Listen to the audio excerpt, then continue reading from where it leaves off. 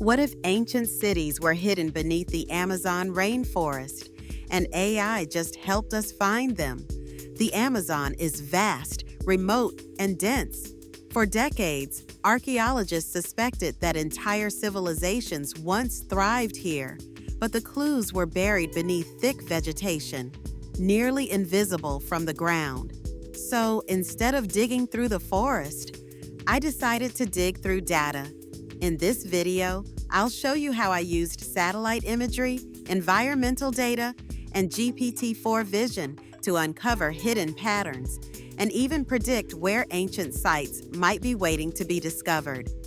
Traditional archaeology in the Amazon is hard.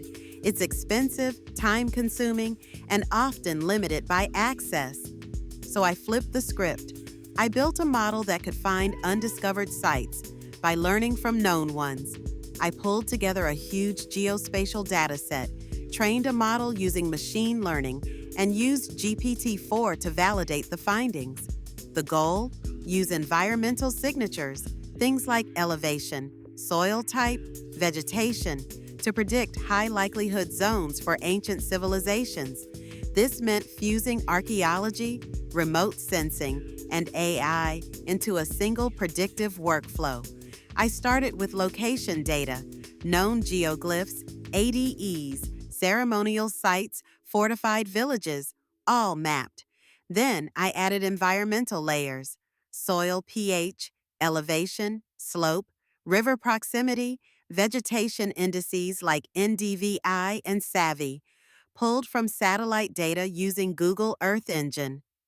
To reduce noise, I applied PCA, Principal Component Analysis, and then mapped the results visually.